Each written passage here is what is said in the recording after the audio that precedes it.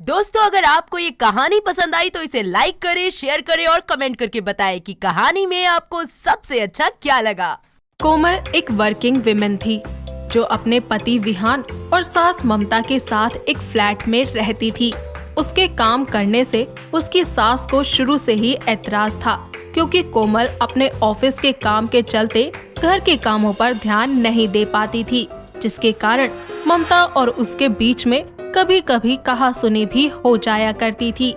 ऐसे ही एक दिन कोमल सुबह लेट हो रही होती है, जिसके कारण वो नाश्ता तैयार नहीं कर पाती, जिस पर उसकी सास ममता बोलती है, बहू, आज नाश्ता नहीं बनाया क्या तूने? मम्मी जी, वो कल ऑफिस में बहुत काम था, इसीलिए उठने में थोड़ी देरी हो गई। पर आप चिंता मत कीजिए, मैंने विहान जी के लिए लंच में सैंडविच रख दिए हैं और मैं बाहर से कुछ खा लूंगी। हाँ हाँ बहू, बहुत बढ़िया। और मैं तो गुरुद्वारे चली जाऊंगी, है ना? क्योंकि इस घर में तो तू और तेरा पति ही रहता है ना। ये बुढ़िया तो किसी को नजर ही नहीं आती। अरे मुझे समझ नहीं आता मम्मी जी, अगर एक दिन आप नाश्ता खुद से बनाकर खा लेंगी तो कोई बाहर टूट जाएगा क्या? हाँ हाँ, तो कोई एहसान नहीं करती मुझ पे, समझी? हर बहू करती है, बल्कि ये तो तेरा फर्ज है, समझी? तुझे तो तेरा ऑफिस और काम ही ज्यादा प्यारा है ना? अब आप सुबह सुबह मुझे ये फर्ज का लेक्चर ना देना तो ज्यादा अच्छा है। वैसे भी मैं ऑफिस के लिए लेट हो रही हूँ। इतना बोलकर गुस्से में कोमल ऑफिस के लिए निकल जाती है। कुछ ही देर के बाद वो ऑफिस पहुंचकर अपना काम करने लगती है कि तभी वो देखती है कि उसकी टेबल पर एक गिफ्ट रखा है, जिस पर लिखा होता है, for my love Komal from तुम्हारा प्रेमी। ये सब पढ़कर वो हैरान होती है, जिसके बाद वो उस गिफ्ट को ओपन करती है तो उसमें रेड रोसेस का एक बुके होता है और उसके साथ एक चिट्ठी होती है, जिस पर एक शायरी लिखी होती है, दिल की धड़कन मेरी हर सदा तू, मेरी पहली और आखिरी वफा तू, चाहा तुझे चाहत से भी बढ़कर, मेरी चाहत और चाहत की इंतहा तू। जिसे पढ़कर वो अपनी पुरानी यादों में खो जाती है। ऐसे ही एक दिन कोमल ऑफिस लेट पहुंचती है, जिसकी वजह से उसका मूड बहुत ही ज्यादा खराब होता है। उसी वक्त वहाँ पर साहिल आता है और बोलता है, कोमल यार, तुम्हें पता है कि आज तुम पूरे 20 मिनट लेट हो। मुझे तो एक बार को ऐसा लगा कि तुम आओगी ही नहीं, फिर तुम्हें यहाँ देखकर मेरी आंखों को राहत मिली। अब आंखें सेक ली हो तो दफा हो जाओ यहाँ से, मेरा मूड पहले ही बहुत खराब है। कोमल का ये बर्ताव देखकर साहिल बिना कुछ कहे उसके कैबिन से चला जाता है, जिसके बाद ऑफिस की कैंटीन में बैठकर कॉफी पीने लगता है। कुछ ही देर में कोमल भी वहाँ आ जाती है और उसी की टेबल पर बैठकर बोलती है, साहिल, आई एम सॉरी, सुबह मैं तुमसे कुछ ज्यादा ही रूडली बात कर रही थी। कोई बात नहीं कोमल, मैं समझता हूँ कोई ना कोई रीजन जरूर होगा इसके पीछे, इसीलिए मैंने उस वक्त तुमसे कुछ नहीं कहा। थैंक यू सो मच साहिल, तुम सच में बहुत अच्छे हो और मुझे बहुत अच्छे से समझते हो। शायद इसलिए तुम्हारे लिए मेरे दिल में एक सॉफ्ट फीलिंग है। तुम्हारी फीलिंग चाहे जो हो, पर इतना तो मैं श्योर हूँ कि मेरे दिल में जो तुम्हारे लिए फीलिंग है वो एक सच्ची मोहब्बत है, और मैं तुम्हें किसी भी हाल में नहीं खोना चाहता, कभी भी नहीं। हमसे इतनी मोहब्बत ना कीजिए, कहीं हम खुद को ना भूल जाएं। अभी तो आगाज है आशिकी का दिलरुबा, नाम बदल दीजिएगा मेरा अगर अंजाम तक आप मेरी ना हो जाएं। मैं भी ना कहाँ खो गई, कहीं ये साहिल तो नहीं? अरे नहीं नहीं, वो तो मुझे कब का भूल गया होगा। ऐसे ही दिन बीतते जाते हैं और एक दिन कोमल का पति विहान ऑफिस से वापस जल्दी घर आ जाता है और कोमल के लिए अपने हाथों से उसकी पसंद का खाना बनाता है, साथ ही अपने बेडरूम को सजाकर उसे एक अच्छा सा लुक देता है। जिसके कुछ देर बाद कोमल घर आती है, तभी विहान उससे कहता है, आ गई मेरी वाइफ, चलो जल्दी से फ्रेश हो जाओ, आज तुम्हें शेफ विहान के हाथ का डिनर नसीब होगा। चलो अच्छा है, कम से कम आज खाना तो नहीं बनाना पड़ेगा। अरे वाह, आज तो मैं सच में बहुत लकी फील कर रही हूँ।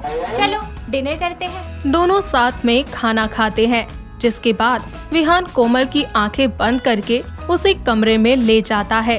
कमरे में पहुंचकर जब विहान कोमल की आंखों से अपने हाथों को हटाता है तो कोमल कमरे को देखकर बहुत खुश होती है, जिसके बाद विहान उसके गालों पर किस करता है और उसे बेड पर बिठाकर बोलता है, थैंक यू सो मच मेरी जिंदगी में आने के लिए।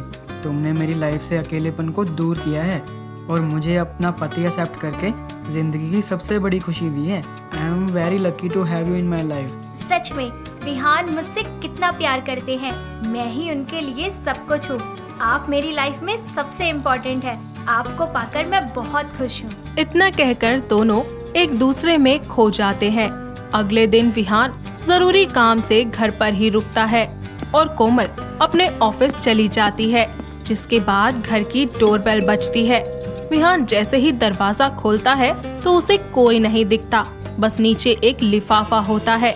विहान उस लिफाफे को उठाकर दरवाजा बंद कर देता है। उस लिफाफे को खोलकर जब वो देखता है तो उसमें कोमल की पिक्स होती हैं, जिन पर लिखा होता है कि कोमल सिर्फ और सिर्फ मेरी है। ये देखकर विहान बहुत हैरान हो जाता है। दूसरी तरफ कोमल को एक अननोन नंबर से कॉल आता है। मैं तुम्हारे वो राज जानता हूँ जिसे तुमने अभी तक अपने पति से छुपा रखा है।